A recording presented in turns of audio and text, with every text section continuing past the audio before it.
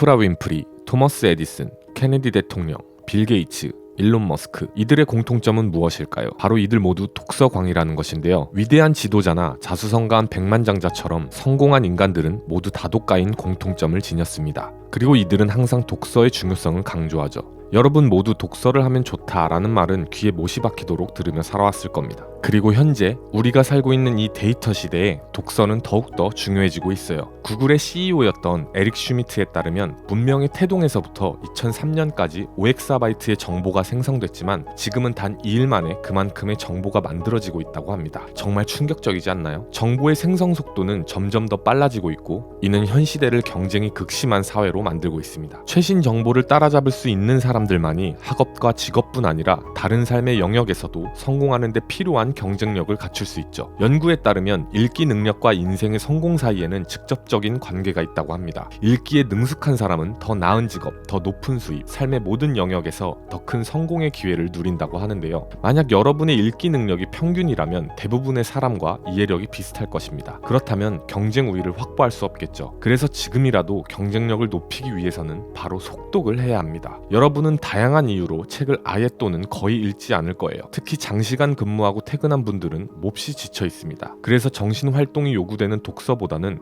텔레비전, 영화, 음악, 게임 같은 것을 더 즐기는 것이죠. 이런 현실을 알지만 우리는 경쟁력을 높이기 위해 독서를 위한 시간을 매일 내야 합니다. 그런데 독서를 하기로 마음먹었어도 얼마 못 가 포기하는 경우가 많은데요. 그 이유는 책을 읽는 동안 자녀가 무엇을 하는지 귀를 쫑긋거리고 반쯤은 텔레비전을 보고 있고 몇 분마다 스마트폰을 확인하는 등 책을 읽고 있어도 계속 같은 단락을 반복해서 읽고 있어 더 지루하게 느껴지기 때문입니다. 이와 같은 일이 일어나는 이유는 자신이 똑똑하지 않거나 독서와 거리가 멀어서가 아니라 단지 독서 기술이 부족하고 읽고 있는 내용을 이해할 만큼 집중을 하지 않았던 것뿐입니다. 자, 그럼 우리의 독서 기술을 떨어뜨리고 있는 세 가지 장애물과 그에 대한 극복법, 거기에 더해 우리 독서 속도를 높이는 세 가지 방법까지 한번 빠르게 알아보겠습니다. 먼저 우리 독서 기술을 떨어뜨리고 있는 세 가지부터 알아볼까요? 첫 번째, 안구회귀. 책을 읽으면서 같은 줄을 또 읽고 있는 자신을 발견한 적이 있지 않나요? 아니면 무심결에 뒤로 돌아가 다시 읽는 되읽기를 하는 자신을 발견한 적이 있지 않나요? 안구회귀는 시선이 뒤로 돌아가 특정 단어들을 다시 읽는 경향을 묘사하는 용어입니다. 사람들은 안구회귀로 이해를 높일 수 있다고 믿지만 대체로 더 잘 이해하지 못한다고 합니다. 또한 안구회귀는 읽는 속도를 늦출 뿐 아니라 읽은 내용의 처리도 심각하게 방해한다고 하는데요. 이럴 때는 이해가 되지 않아도 다음 내용을 읽는 것을 추천드립니다. 그냥 읽다 보면 많은 경우가 뒤의 내용과 연결이 되어 전체적인 맥락이나 흐름을 읽어내서 이해가 될 때가 생깁니다. 그래도 이해가 안 될 때는 아직은 부족한 독서 실력을 인정하고 지금 내가 읽는 연습을 하고 있다고 생각하면 훨씬 생산적인 태도로 독서에 임할 수 있습니다. 독서 습관을 들이고 안구회귀를 하지 않겠다의 목적을 두는 자세로 읽는 것이죠.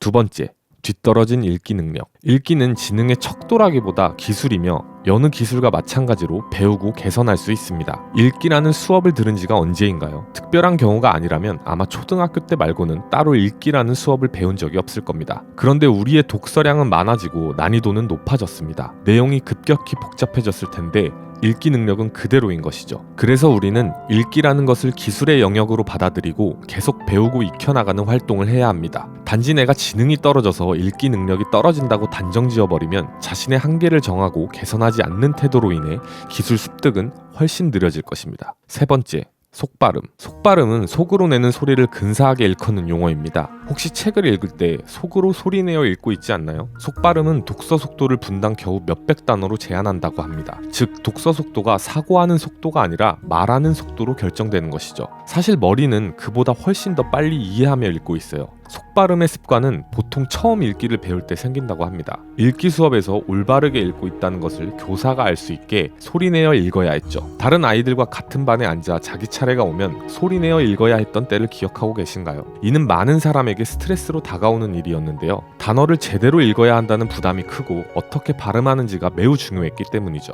속발음을 없애는 방법이 하나 있습니다. 속으로 숫자를 세는 것입니다. 눈으로 책을 읽는 동안 하나, 둘, 셋 소리내어 세면 되는 것인데요. 숫자를 소리내어 세는 동시에 속발음을 하기는 매우 어렵습니다. 이 방법을 쓰면 속발음을 적게 하도록 조건화되어 단어를 말하는 대신 눈으로 보게 되므로 읽는 속도와 이해도가 향상되는 효과를 가져올 수 있습니다. 자, 여기까지 독서 기술을 떨어뜨리는 3가지 장애물과 그에 대한 극복법을 알아봤는데요. 3가지 장애물을 알고 있는 것만으로도 독서 기술을 높이는 효과를 느낄 수 있을 거예요. 그럼 이제 바로 여기에 날개를 달아줄 독서 속도를 높이는 방법까지 빠르게 알아보겠습니다. 첫 번째는 손가락으로 짚어가며 읽기입니다. 혹시 어렸을 때 손가락으로 단어를 짚어가며 읽지 말라는 말을 들었나요? 그렇게 하면 독서 속도가 떨어진다는 것이 전통적인 믿음이었는데요. 그러나 아이들은 자연스럽게 알고 있듯이 손가락을 가이드로 사용하면 시선이 흩어지지 않고 집중하게 됩니다. 눈은 움직임에 이끌리기 때문에 읽을 때 손가락을 사용하면 읽는 속도가 실제로 빨라집니다. 손가락을 사용하는 독서는 안구회기 또한 현저히 줄어듭니다. 눈은 자연스럽게 움직임을 따라가므로 손가락을 앞으로 움직이면 눈이 뒤로 돌아갈 가능성이 훨씬 적어지죠. 손가락을 따라 읽는 연습을 하는 것을 추천드립니다. 그것만으로도 독서 속도와 이해력이 현저하게 향상되고 학습에 혁명이 일어날 것이기 때문이죠. 두 번째는 운동처럼 훈련하라인데요. 독서도 운동처럼 훈련이 필요합니다. 근육을 키우려면 근육을 자주, 많이, 과도하게 사용하여 크기를 늘려주는 것처럼 읽기도 더 빨리 읽으려고 노력을 해야 읽기 근육이 생깁니다. 먼저 자신이 평소에 1분 동안 얼마나 읽을 수 있는지 페이지 수를 체크해두고 그보다 더 빨리 읽으려는 훈련을 지속적으로 해줘야 합니다. 달리기를 하는 사람은 이런 사실을 잘 알고 있습니다. 러닝머신에서 규칙적으로 달리다 보면 점점 빠른 속도로 달리고 있는 자신을 볼 수 있죠. 더 빨리 달리도록 스스로 다그친 덕에 전에는 내기 힘들었던 속도가 일주일 후에는 쉬워지는 경험을 해보셨을 거예요.